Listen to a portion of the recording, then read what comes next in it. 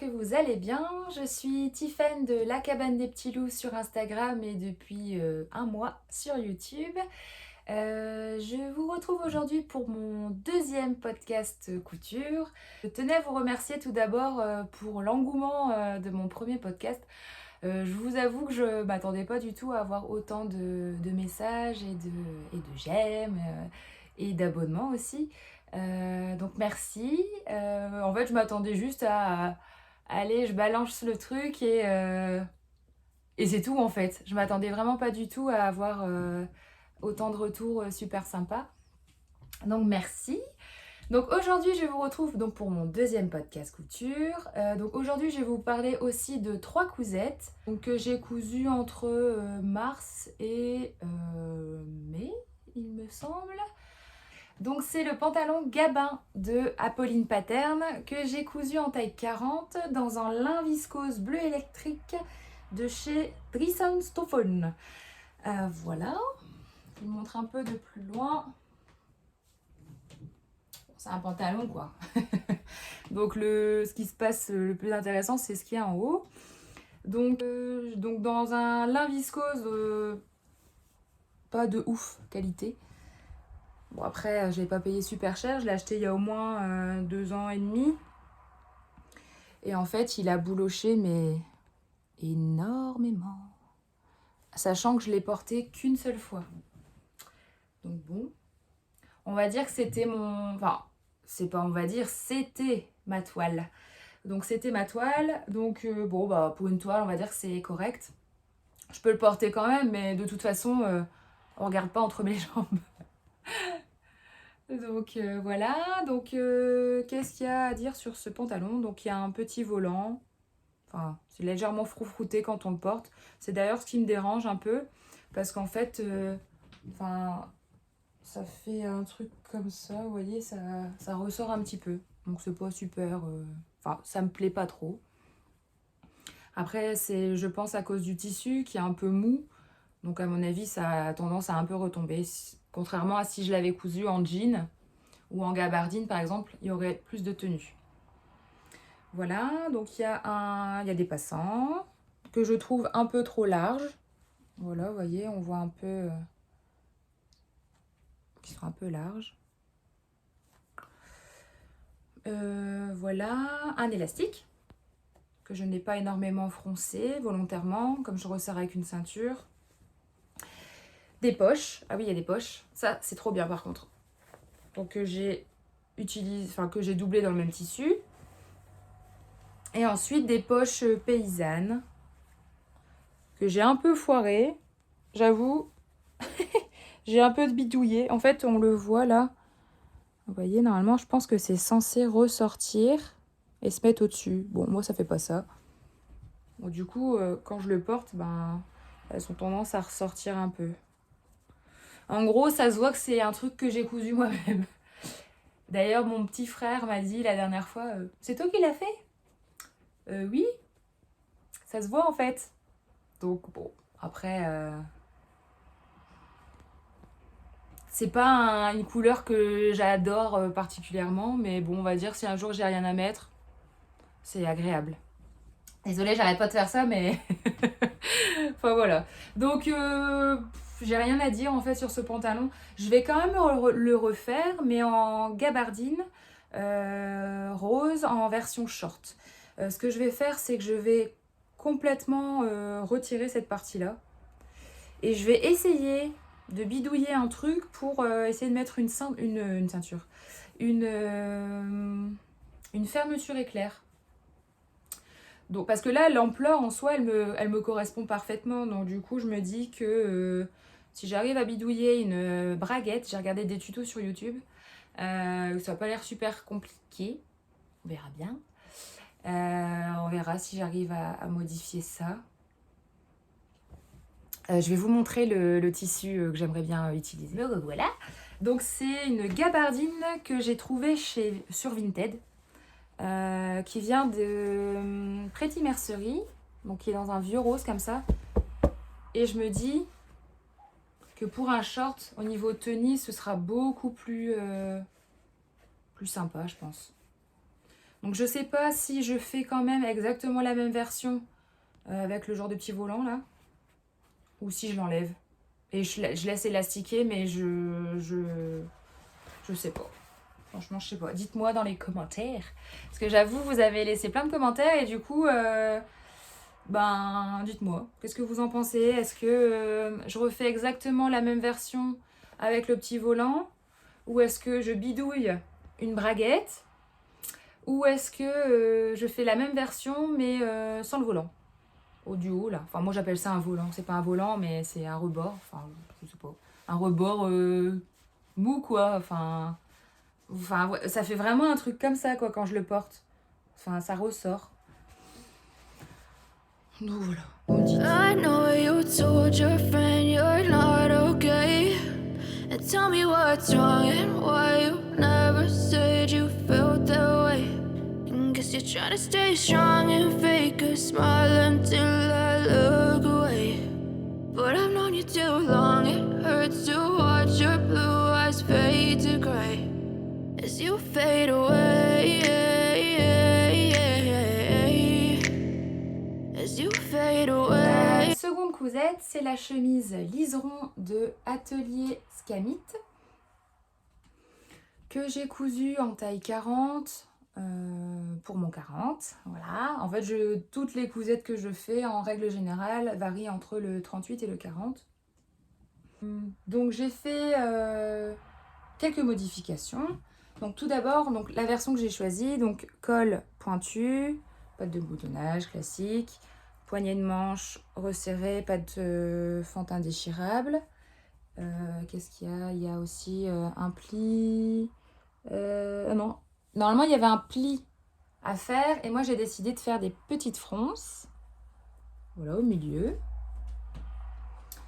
Donc les modifications que j'ai faites sont j'ai rallongé les manches de 1,7 cm et j'ai aussi rallongé la longueur du poignet de manche.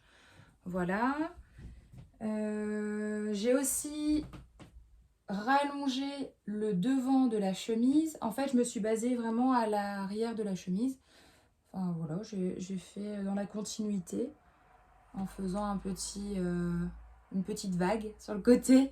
Enfin, pour forme légèrement liquette, on pourrait dire. Parce qu'en fait, je crois que la version de base, c'est vraiment beaucoup plus court devant et long derrière.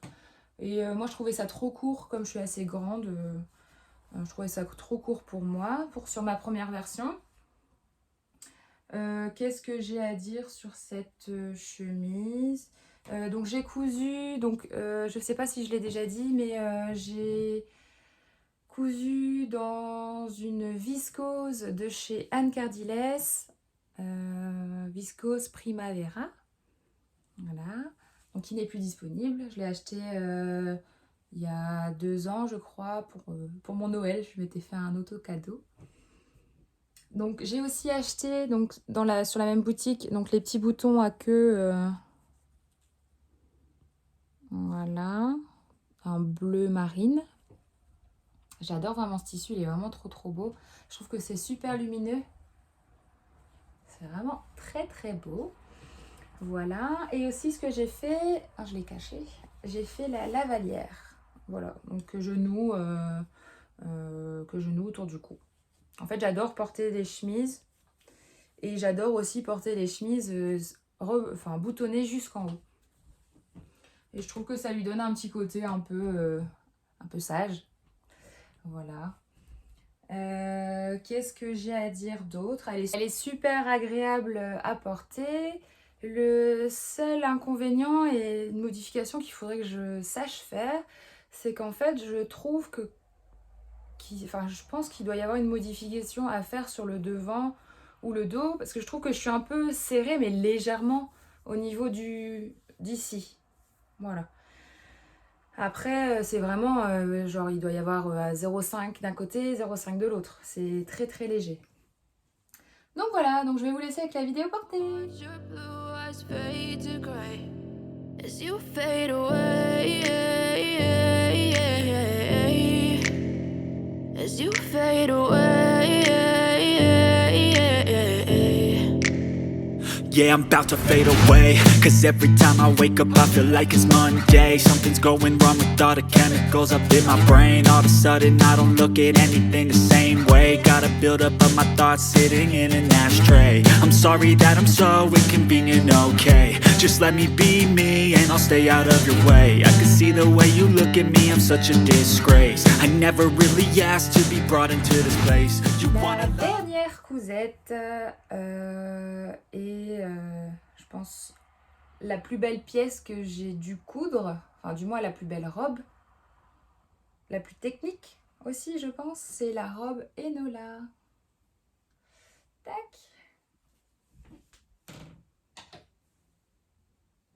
Donc la robe Enola de Clématis Pattern que j'ai cousu cette fois-ci, donc tout le haut en taille 38 et à partir de la taille jusqu'à en fait toute la jupe en taille 40. Donc sur cette robe, il y a pas mal de choses à dire. Donc déjà, donc, ce que j'adore, c'est le joli col V. Donc je trouve ça très féminin.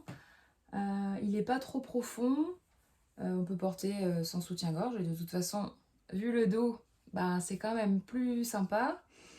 J'adore aussi la ceinture. Hop, vous voyez, qui n'est pas du tout froncée. Donc ça permet de ne pas épaissir la silhouette. Après, on a un pan de jupe simple, froncé en haut.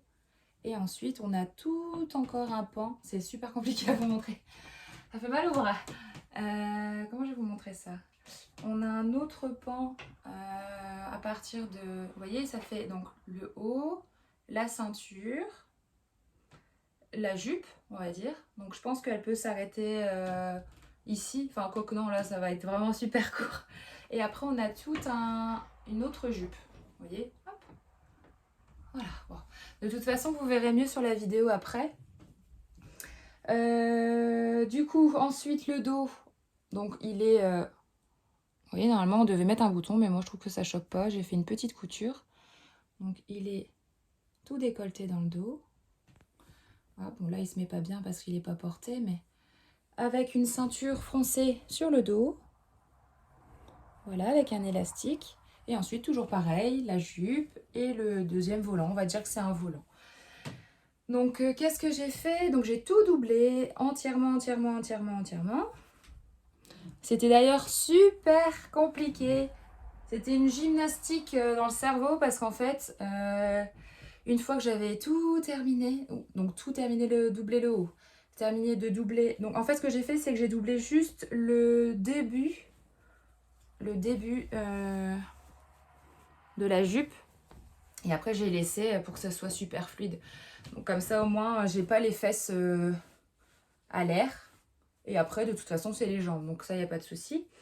Et en fait, la gymnastique qui a été que j'ai dû faire, c'est que, en fait, je me suis trompée. Quand j'ai assemblé tout le haut et tout le bas avec la ceinture, en fait, j'avais tout monté à l'envers. Donc, en fait, je me retrouvais avec la jupe nickel, comme ça, et tout le blanc.